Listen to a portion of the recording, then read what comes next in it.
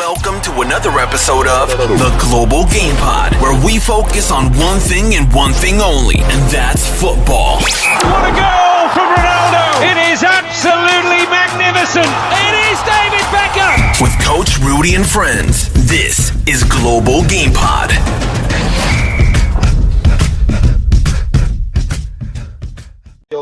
Yo, what's happening, people? Welcome to another episode of the Global Game Pod, brought to you by CKB Interiors.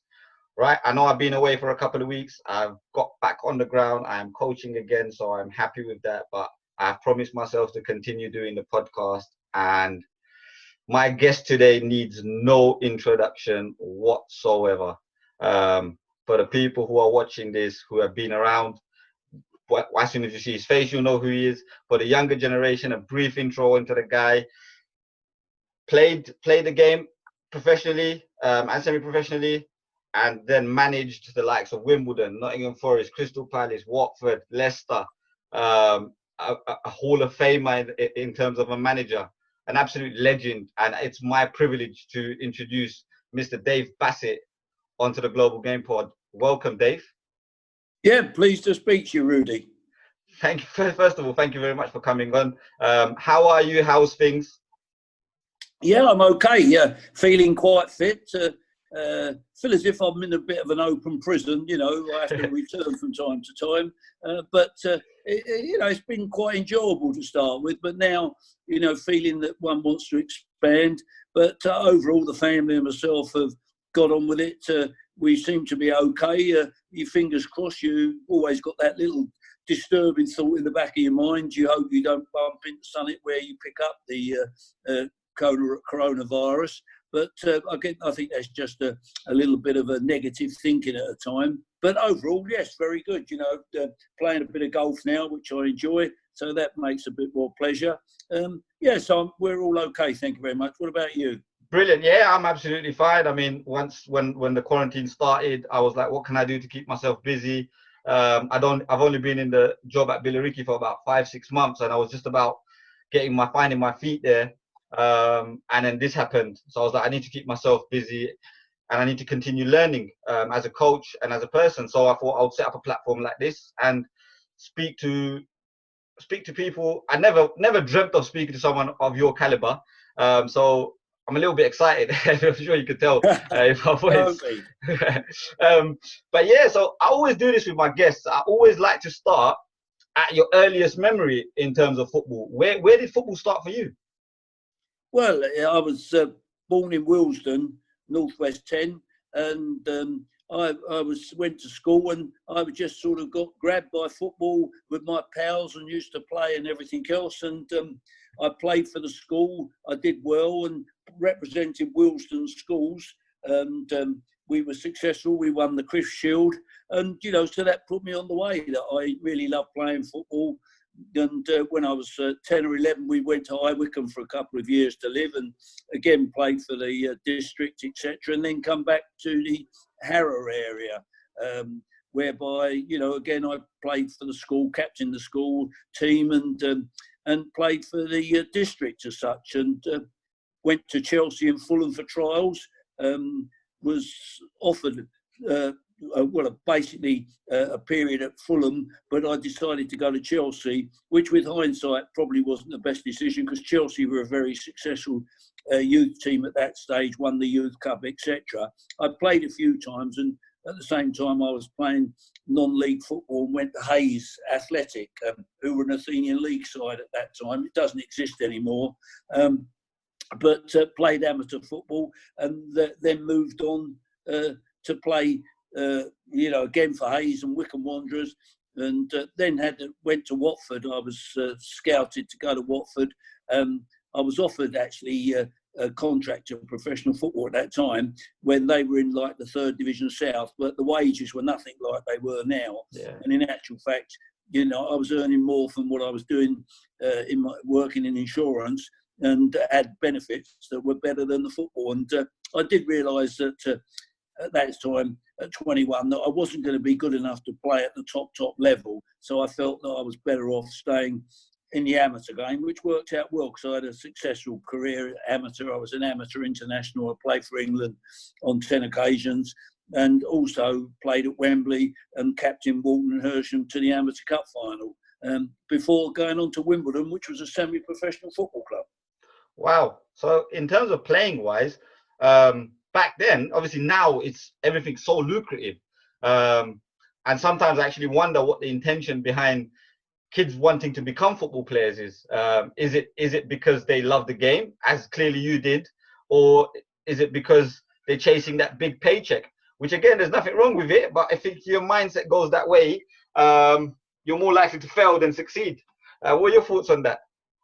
Well, I think you've got to have a passion to play football. You've really got to want to. And I think most kids do at school. They want to be a footballer. Yes, also the glamour goes with it now, because I wanted to be a professional footballer. But now there's the professional footballer, and it can be extremely lucrative, as you say. You've got to want the desire. Most players, I think carry that. There'd be certain players who find out they're decent footballers, but they're not particularly in love with the game. No. I've come across those in the past, and I believe some players play and think if I could earn the same income and the benefits doing something else, they might do that. But the majority basically all want to play for a team or their favourite team and be a star for that team, and that's understandable, because a lot of them don't make that objective and find themselves being released like I was, and you have to get on with life. I was disappointed to be released at Chelsea, but you have to get on with it. You either start crying about it and moaning about it, or you get on and you realise perhaps I've got to be better, or it was somebody else's opinion. They could be wrong. So you've got to push on and resurrect your career and push on, and hopefully you can achieve what you want to. But there is a lot of dropouts for everyone that makes it. There's considerably more and more. And just the only thing that concerns me sometimes, I hear stories of youngsters, 12, 13, 14, 15, they think they're going to make it and they don't, and then it's a little bit heartbreaking, and the kickback can be enormous, and particularly if they don't continue to work on their education, which is vital. Yeah, I mean, that's wonderful advice for the young people who are watching, and especially parents. I've just lost you there for a second. Yeah, somebody's trying to ring me on the phone. Oh, that's absolutely fine. Yeah, that can happen. Yeah. Sorry, they're going a second. Sorry. Yeah, that's no problem at all. No problem at all. Yeah, I'll just wait for you to get back, and then we'll just continue. Yeah, I think they're coming back now. Yeah, I've got you back. But yeah, sorry about that. No problem at all. No problem. These things happen. We are trying to do things over the internet, so everything can be a bit crazy at times. But yeah, so going back to that advice that you just gave, it's massive in terms of the youngsters who might be listening, but also for the parents of the youngsters who are listening, because obviously growing up, I mean, how in terms of parental support, because I can imagine back then, everyone was just trying to earn a wage and earn a living and get by, and it wasn't like how it is today. I would say that you were living in a much safer times, where you could be a bit more independent at a younger age. However, now independency comes with risks, especially for parents. So kids are quite mollycoddled. I find that being a coach at 31 years old and having 15, 16-year-olds, sometimes 15, 16-year-olds are really, really mollycoddled. I imagine that wasn't the case with you when you were growing up. No, you certainly weren't mollycoddled. I mean, I was playing down the park at 6 and 7, and my parents were there, and we were down the park. We got on with it. We took the coach. We come home by ourselves. It was a totally different world. You grew up. My parents hardly saw me play at school because they were working hard, and as such, I played. And even as time went on, really, they were concerned about me wanting to be a professional footballer because it wasn't regarded as a particularly safe job, but it was precarious, and they were more interested in me getting a more, let's say, job that seems to have more career prospects. But I wanted to be a professional, but as I say, it didn't quite work out, and I worked for an insurance company as such, which, when I look back now, turned out to be right. I made the right decision. I wasn't good enough to be a top player, but I probably could have earned a living in the game. And had I done that, I wouldn't have probably found myself being successful in a different way, because as I was in non-league, I left the insurance company and set up my own insurance brokerage, and with a couple of friends, we decided to build an investment company on property, etc. So that worked out to be very good and good experience for me. But now the youngsters find themselves, and the lights of wanting to play for the top teams are there. And a lot of parents I come across or seen in the past, they think when their son's 8, 9 or 10 and gets invited to these top clubs, they're there. They think they're arriving. That's, it's easy for the clubs to bring them in to do that and then discard them at some particular time. And you get a lot of disappointed kids that fall by the wayside who at 10, 11 and 12 go and represent that club, play a few games, and they think the next step's getting a professional contract and playing for England, when the reality is that most of them fall by the wayside and parents get carried away, and sometimes they're better off going to a smaller club in a lot of cases to get the coaching and development, because they may have a better opportunity of breaking through that way, because the top clubs will have such high standards, etc. You've got to be exceptional at an early age, and a lot of people are not, and people can develop later. So my advice is, don't go to the big clubs. Go to the smaller clubs if you get the invites, and don't necessarily go to all the coachings that they lay on. Have a look around, play for your local side, play with your friends, play with the teams, because if you're good enough, you'll get there. Dennis Wise never played for a particular club and then found himself being taken to Southampton. He'd never gone coaching at other clubs, etc. And it proved, because he was a good player, he was going to come to the top. Yeah, that's brilliant. Brilliant advice. I mean, if people are not going to listen to you, I don't know who they're going to listen to. So that's why it's really good for you to say that, because a lot of people do echo kind of what you say, and especially when they've been in that. Because I speak to a lot of footballers who are now playing non-league football, who were once upon a time playing professionally. And when I ask them about their journeys coming up, a lot of them, I find that they fall out of love with it, having been in the academy system for so long, because of the pressures and the demands of it. And when they eventually get to 16, 17 years old and they get to make the decisions for themselves, they say, well, I don't know if I want to do this anymore. And then those couple of years, which are pivotal between 17 and 19 in getting that pro contract, they've fallen out of love with the game and end up not getting the pro contract. And by the time they fall in love with the game again, someone's already surpassed them. And that's the reality that we live in, because football is such a harsh game now. Well, it's always been competitive. As I said, it was precarious back many years ago, because the amount of people who progressed to being a professional footballer at top level was very little. So a lot of people fell by the wayside and had to go and either play non-league football like I did, or play at a lower level. Or a lot of players, people decided perhaps that football wasn't the way forward, and they then put their efforts into a business to be, to set up and work and do that, and just play with their mates on a Sunday if they liked it at all. So again, the disappointment could come. It's how you get over that disappointment, or know your limitations and decide which way you're going to go. And the problem is the expectations of players from the age of 8 going to professional clubs. I totally disagree with. I think they should be coached locally or play locally with the people who run the teams and everything else, and let them develop themselves with a bit of help with the coach leading them, rather than trying to program them into coaching methods where they do drills, etc., which is nothing wrong with it. But at the time, you need the player to think for himself and learn for himself. And those ones become the better players, because they become streetwise. They're not relying on everybody to tell them what to do every minute of the day. Yeah, absolutely. In terms of, obviously, you're 21 years old, you realize that football isn't for you, or the professional game isn't for you, I should say.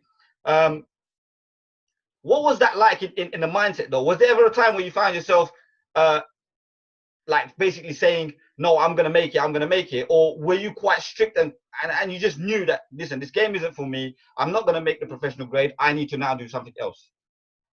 Well, as I say, I was released by Chelsea when I was 18, and I was playing for Hayes. So I was playing at a decent standard non-league, and I enjoyed that, and there were people there. And I thought, well, it was one of those. I came home when I was released by Chelsea, and, I wasn't released by the manager. I was just told by the youth coach, sorry, there's no future here. my dad said, well, hard luck, if you're not good enough, you'll have to get on. It's up to you to make improvements. But at the same time, you've got to get a job and you've got to look after yourself because you've got to pay for your keep. So get on with it. There was no sort of, sentiment attached to it.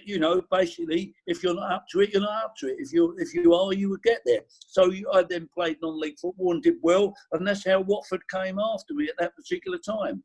And then when I was 21, they invited me to play some games for them, and I enjoyed that. And but in the reality, when it came to the terms that they were offering, it just didn't seem right for me, and it seemed too precarious because had I taken it and packed up what I was doing, where I had a decent job and I was developing as a person, I was thinking, well, if I break my leg or anything, this football could be over in 2 years' time, and then all of a sudden I've lost the time. So I used common sense and thought, no, if I'm not going to get transferred to the top teams, then the best thing is to stay where I am, keeping a job, and make a success of playing non-league football, which I did.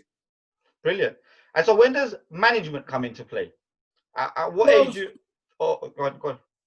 No, when I was 21 or so, a friend of mine was coaching at QPR, and he asked me to come down and do some coaching with some of the kids in the evenings. And I enjoyed that. I went down and I thought it was good. And again, I was very inexperienced, but there were other coaches around who were more experienced, who I watched and spoke to. And it was good taking the kids, watching them play. So I found that, and I did the prelim badge for what it was at that particular time with the FA, which was good for me. So I was always interested in coaching, because I've got to say, a lot of the non-league stuff at that particular time, the coaches and managers, not their fault, they weren't very good coaches or managers in terms of developing you. Really, it was all talk, and the training wasn't very good as such. And I knew there was more to it. And again, as I say, after I went back, I ended up at Walton Hersham, and they were a good side. And all of a sudden, the manager organised the team, and things became more clear, and that became interesting to me as such. So, I was involved, and I was involved with the England amateur side again.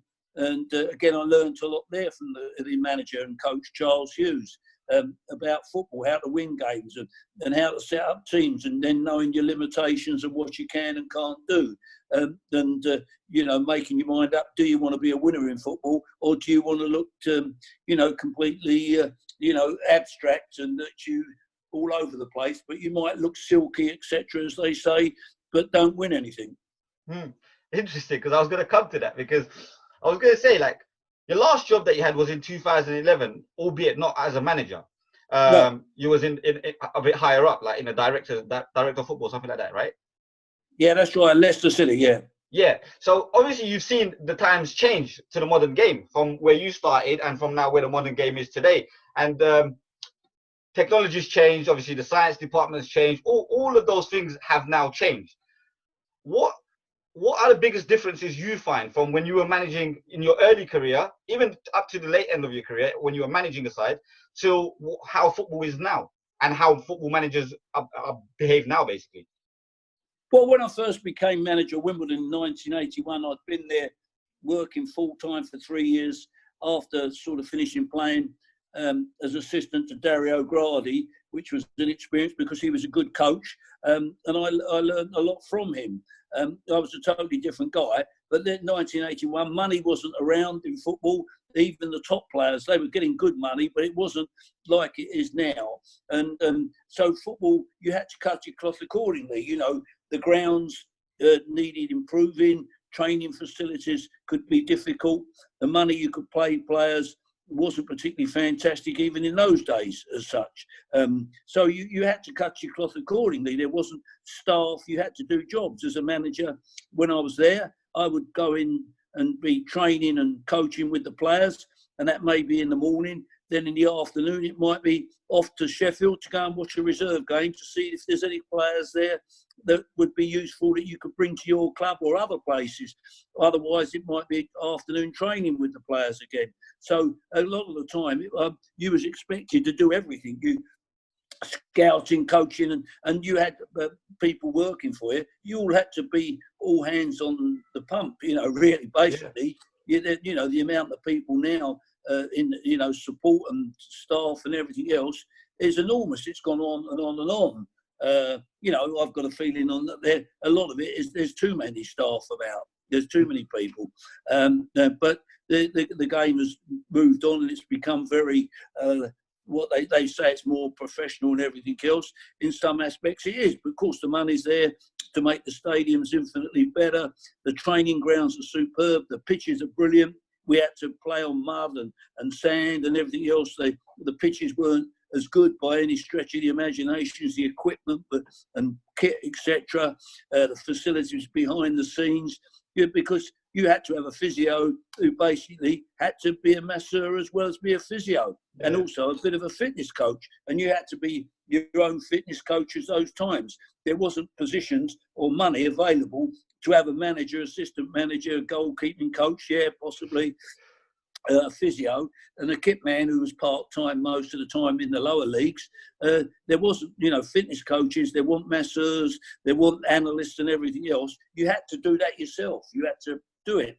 All right, some of the clubs a bit higher in the top of leagues of those might have had a few extra staff, but nowhere near the amount of staff there is now. So, the game needed to come on. The pitches needed to improve, so you didn't get games called off. Training grounds needed to be improved. You needed more medical attention so that the players got better treatment and facilities to go to the hospital and have things diagnosed very quickly as well. So, it's part and parcel of change. But we were professional. There was good managers around in those days that knew what they do, and they weren't stupid. They knew their job, and there was some that not so good, but that's always the case. Yeah, and I guess from what you're saying, it sounds very similar to what non-league football is right now. Because again, and it strictly comes down to the lack of finances. Because where we are at Billericay, we only have a staff of 3 and 4 as well. And you do find yourself doing a lot of stuff. But I guess that's part of the experience and that's part of the pleasure and enjoyment of the game as well. Like, for example, at Billericay, not only do I do the first team coaching, I look after the set pieces, but then I do the analytical side of the game as well. So I watch the opposition, do the reports, make sure the gaffer's got a little bit of information to help him to help us win, basically, because that's what we're all trying to pull towards winning. And I guess it was the same at that time in a professional environment. But where the game has just exceeded professionally now, and you talk about Man City, and then you talk about little old Billericay Town. It's chalk and cheese. That's the difference in the game. That's always been the case. That's always been the case. That, again, whether the top teams who were well supported in those days had better facilities, bigger grounds, and their facilities were better than those further down, like at Wimbledon, for example. As a coach, you were there. You had to take out your own equipment, collect the balls up after, make sure they were cleaned. You had apprentices were doing jobs to help out, the dressing rooms cleaned, boots cleaned. So everybody had to. You just couldn't sit there and sort of be the manager. Now, you don't see a lot of managers ever go out scouting. You never see them at another game sitting in the stadium watching the game. They have analysts do it. They occasionally do. But our job was, if we played on a Saturday and there was a game on a Sunday and it was in our league, I was there watching the game. And again, midweek, and you'd watch the reserves to see how they're progressing and that. There's a lot more help where they can do it. And of course, technology is used a hell of a lot more now. For people, the analysts can work out and people can cut up videos and everything else. Believe it or not, we did the same thing in 1980s at Wimbledon, but the video equipment was totally different. We had a room that was massive with all this equipment in, that was there. But we used to provide videos, cut it up in those days as well, and to show the players bits and pieces that we wanted to. So it can be done, but of course, things move on. The mobile phone was like a brick when it started. Now it's just a little small thing. Well, again, you can imagine the video stuff that we had was massive, and machines and everything else. But we did it. We paid about £11,000 at Wimbledon, which was a hell of a lot of money in 1985 to build this video room so that we could cut up the the teams in Italy and England and analyse them from match of the day and video. And we videoed our own games. We actually had a police camera that was obsolete that we used to video our own games in the early days. Wow, that's. But again, it just goes to show it doesn't matter what era of football we're talking about. Everyone's pumping in the same direction. Everyone's trying to win a game of football and using whatever means necessary. And that's exactly what you guys did. And part of Barca, that is the reason why you were very, very successful as well, because it sounds a little bit like you were ahead of your times back then. We were very ahead of our times. Wimbledon were fourth division side, and the stuff we were doing, and players would tell you who played for me at Wimbledon and Sheffield United. We had analysts done. Our games were analysed up into games, crosses, own half breakdowns, midfield breakdowns, front third breakdowns, goalkeepers' kicks. We knew what we were doing. We weren't stupid. We had a method to what we did. It was, we had a laugh about it, and a lot of people decried it, but we actually knew what the team was doing. Everybody in the team knew what their role was. That's brilliant. That's brilliant. And in terms of on the training ground, just a little insight into what kind of things were you doing? Like for the coaches now, the general public may not know what we're about to talk about, but for a coach like myself, what kind of activities, drills, sessions were you putting on at the time? Well, it depends. As in the Wimbledon first team was different, where if you're dealing with youngsters, for me, I think the most important thing for youngsters is to learn techniques, to improve their techniques. The game situation can take later when you can then incorporate into what you want the team to do and how it's going to play. I think, there's too many drills that I see when I've gone around. I think that somebody else is calling again. That's absolutely fine. Let me see if I can get rid of this. No worries.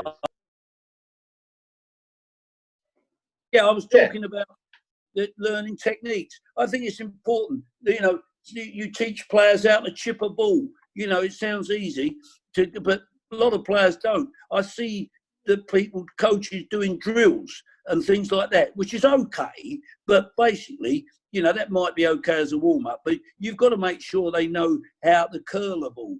Use the inside of the foot, the outside of the foot. Learn little tricks, turns and things like that, so that they master the techniques and how to control the ball on the chest. So when it's coming, if a player's coming towards you, you've got to be able to take it on your chest and turn away with it. Little things like that for the youngsters. The early youngsters, you let them play and just let them develop and try and just help them. You set up a practice or a little game. You might set up a practice where to control them running just after the ball, that you restrict them to where they play in squares and such, and that type of thing. So, it's not, everybody plays pass, which is all right, but you've got to have something a bit special about you. And, you've got to be able to develop that, can you curl a ball down the line? Can you move the ball, open your body up to let the ball turn and all those things. And I think those things should be certainly done, spend more time with them up to the sort of age 12, 13, improving them techniques all the time, so that when the goalkeeper comes out, they know they can chip the keeper, they can put their toe under it, they can, disguise the pass, they can give you the eyes, they can look, one way and you pass the ball another way. And the opposition. So that takes time. It's there. And of course, they want to have a game when they come to coaching. They want to have a little game at the end. They want to run about. They want to do. And I think that should not be interfered with. Unless something happens and you talk to them individually later about certain things. Sometimes the coach gets carried away thinking he's more important than anything else and struts about. As if he's the big I am, when really, he's posing, and that don't help the kids at all, really. No, that's exactly right. And then we believe in obviously everything being player centered. It sounds like when you're working with the kids, you've got to have a totally different timetable, curriculum, plan. What you're doing is now, if you're working with Billericay first team, and you've got to win some football matches, well then hold a minute, you don't do all those things. You've got to assume that them Billericay players have been trained by someone else to do the techniques, so that when they take a corner, they don't hit the net. They don't, they can deliver the ball where they want to. You with me? Or you want them to deliver it, or a free kick. It doesn't just happen. That's done by practice. But when you've got the team thing, well, then you've got a totally different aspect of your coaching. So your coaching then becomes formulated on the team, the tactics you're going to use, and to win the game. And a coach's job is to make sure that his team goes out to win the game. Not to look aesthetically good. It's the important factor is that if you're in it, you've got to win games. Sometimes you might not look the most attractive, but if you want to stay in a job, winning games keeps you in the job. Losing games don't.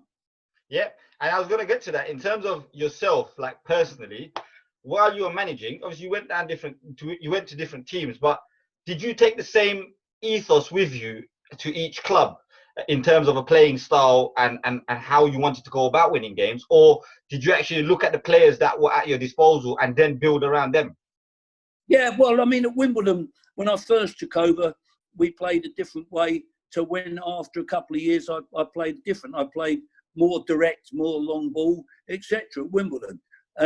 When I went to Sheffield United, yes, again, I built it similar to that, okay? But when I was manager of Nottingham Forest and Barnsley, no, we didn't play that way. You still there? Sorry? Yeah, that's fine. Yes, just do it. Went low power mode. No, I mean, did you get what I said? Yeah, I heard everything you said. Yeah.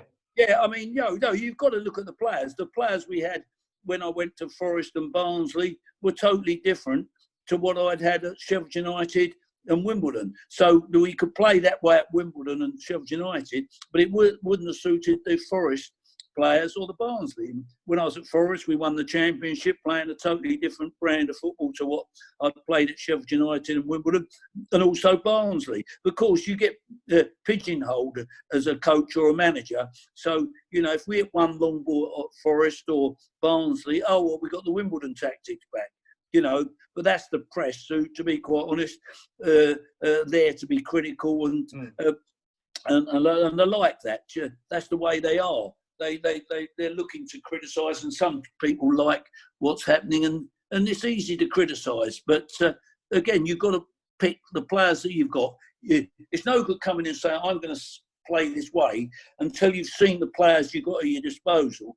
Because, if you're asking players to do things that they're not particularly good at or they're limited at, they're not going to feel comfortable, and the team's not going to be comfortable. So they've got to feel that you're getting the best out of them to what they want to do. And you've got to find out the players who want to win or the ones who just want to play for themselves and enjoy themselves. Well, if they, in my category, if they want to play for themselves and enjoy themselves, go and perform on the stage and entertain the crowds, and you can be at a rock concert if you like.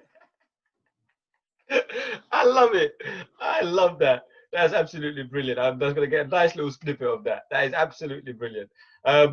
Yeah, so in terms of your managerial career, you've managed, you're successful. If you had to pick one or two, maybe three, I'll give you three players who just epitomize Dave Bassett's football philosophy, football mindset, and football in general. Like three players that you look back at and think, I really enjoyed managing these three players. They're probably more, but I'm trying to be a little bit. Well, I mean. Let's have a goalkeeper, Dave Bassett at Wimbledon. He came through. He was non-league. He came to Wimbledon for £1,000, and he developed. He played in every division for Wimbledon: the 4th division, the 3rd division, the 2nd division, and the top division, which was amazing. Wimbledon had 7 players who did that, and Dave Bassett then went on to play for Newcastle, Chelsea, England, and was a good student of the game, developed, came up, worked hard at his game, was very competitive in terms of wanting to be successful, and he was a good player who actually wanted to win but understood what was required and worked his game, and he deserved the success he got. He probably didn't get as many caps. He got a couple of caps. He probably could have got more, but there were some other good keepers around at that stage. So he was one. Dennis Wise, Dennis came from Southampton. It was easy to see when he joined us at just like 18, 19. He came and had a week's trial. Well, I saw him train one day in the first day, and I knew he could play. So we offered him a contract straight away. It was there, unbelievable energy, could run for the world, good touch, good control, very competitive. He was regarded being a dirty little animal, which he could be on occasions.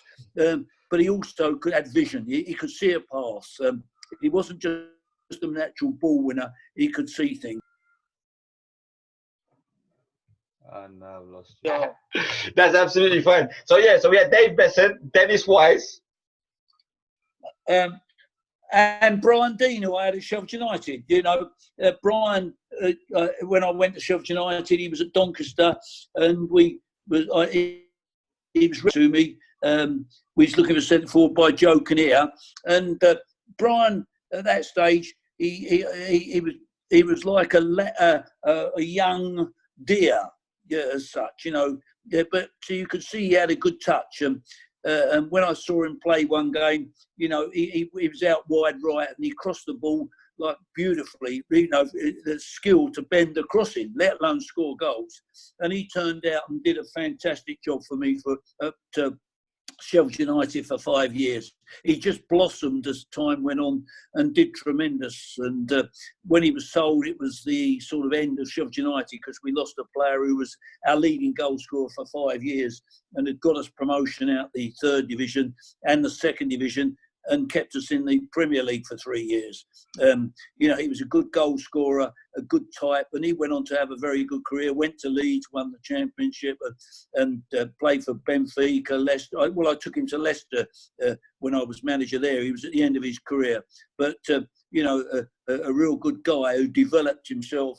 And in actual fact, he put a lot of work into his game to improve. Brilliant. And while you were managing, did you ever find? Because now you hear a lot of stories about someone like, example, Cristiano Ronaldo. I mean, I keep his T-shirt in the back for a reason, because I just love his work ethic and everything that he offers in terms of not just on the pitch, but off the pitch as well. But while you were managing, did you find players, or did you see yourself, or did you see players coming into training early, preparing early, and then staying back late? Or were they just in training, at training, and then come back the next day for training again? No, we had good players. Dennis Wise was one. Vinnie Jones, they didn't mind training twice a day. They would work at their game. Brian Dean did it at his game. We had players that were good. But then you got other players, like Alan Court, didn't really like training. And, really, it was a waste of time keeping him out there. He was a goal scorer, really, Alan. He got on with the work. But come Saturday, he performed. Nigel Winterburn was a bit like that. Nigel wasn't the most enthusiastic trainer. He got on with it, but he never spent hours after. Or if you said who wants to come in this afternoon, Alan Court and Nigel wouldn't come in. But come Saturday, they were the business. Yeah. Nigel won the Player of the Year 4 years on the trot at Wimbledon. Wow. Come Saturday, and Alan Court did as well. You could never fault them. So sometimes you just got to accept that that's the way they are. Whereas those other players, they're extremely enthusiastic. We trained a lot at Wimbledon. We did afternoon sessions, but Vinny was all for it. Dennis Wise, they never. People like Dennis Wise and Glyn Hodges played. They used to practice their corners and free kicks. And our corners and free kicks were very, very good, because they could deliver to exactly where we wanted it. Yeah. It didn't hit the pine and behind the goal and wasted. It was good. So they came. But again, there were other players. At all clubs, you find some players are more enthusiastic and do what you do. Some do the minimum, and you have to work out whether they can't be bothered, in which case then you've got a problem, get rid of them. Or otherwise, it's just the way they are. Dennis Wise said Mark Hughes, he wasn't the best trainer in the world, but come Saturday, he said you could not fault him one iota. He said, Mark, that was the way he was. So as a manager, you're stupid if you're trying to do it. Nathan Blake was another one I had. Nathan, you had to let him get on with what he wanted to do. Sometimes it was a bit annoying, but it meant a lot to him. If you stopped him doing it, then it was going to affect his performance. So that's bad management. You've got to keep him happy, as long as he falls within the framework. And if he does it on a Saturday, the players don't care. Yeah, and I was going to get to that next in terms of like man management, because the names you just mentioned, like Vinnie Jones, Dennis Wise, these are big personalities. How big did your personality have to be in order to minimalize theirs? Well, I didn't think about my personality minimising there. I was what I was. I didn't walk in anybody's shadow at all. They came. They knew that when we was working, I was the boss, and they did as I wanted. As we're there, I was the manager, so I managed. They were players. They weren't the managers, so they didn't decide. But they were less of a problem than people thought about. Yes, they were characters. They believed in themselves. We had a lot of people. You let players think for themselves. You don't want to be, telling them what to do every 5 minutes. They've got to look after themselves. They've got to experience things. But as long as they're working for the team and they do the job, then that's the important factor. If they don't, then you've got to deal with it, and you've got to get them back on the straight and narrow, or it's cheerio, going to another club where you want to behave yourself if you don't want to behave yourself. Yeah, I think the reason why I asked that question is because obviously now in the modern day, there's this term player power. How true it is, I don't know, because I'm not in the back room. I don't know what's going on there. You can't tell a story between every club. But it does seem to be like players do stop playing for managers when they feel like stop playing for them. And they pick and choose who to play for now. And it sounds like in your day that wasn't the case. They kind of knew the hierarchy, which was he's the gaffer, we're the players. We have to go out on a Sunday and win the game of football.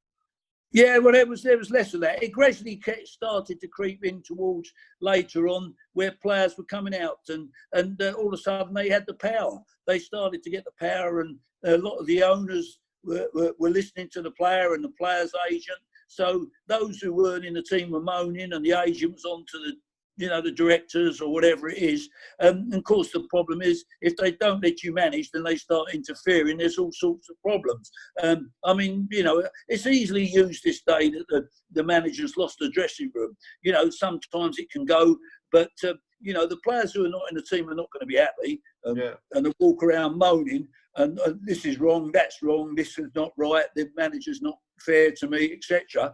But those who are usually playing accept it. So it becomes more of a difficult thing, because I realise when you're trying to deal with millionaires who really you can't affect them in terms of not playing them, because their salary and wages, they're not affected by it really at all. Whereas in the early days and coming up, players wanted to play because they were on appearance money, etc., and all those type of things. So there can be problems with players, but a lot of when a manager's under pressure, the press used his favourite word, that he's lost the dressing room. There will be some, and some players you don't get on with. But I've always said to a player, listen, if you either want to play the way I want to play, and this is what the template is. If you don't, I understand.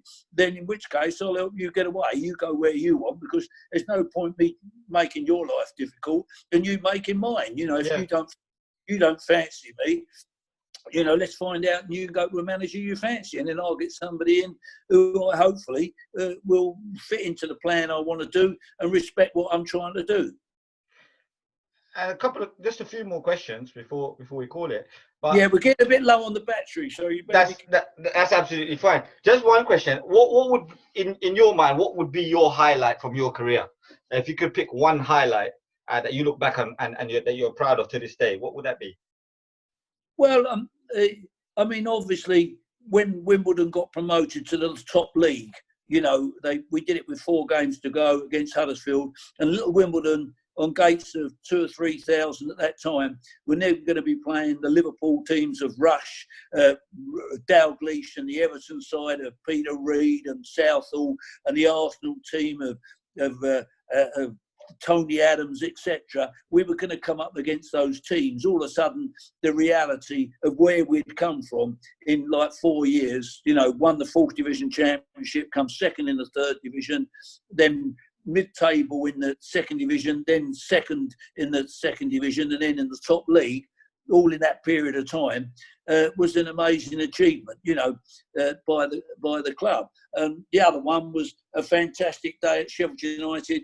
When I took over Sheffield United, we got relegated at the end of that season. We then came second in the 3rd division, and we came second to Leeds in the 2nd division, and we were in the Championship. And the victory at Leicester on the last day of the season, 5-2, was a fantastic occasion. And I've had many wonderful moments, but those probably picking out the team when the reality sunk into me that Wimbledon, with 4 games to go, were in the top division, when 3 seasons before we were celebrating winning the 4th division, which is amazing with what it did, and with the team that achieved. And as I say, that team at Wimbledon, 7 players played in all 4 divisions coming up. There's not many did that.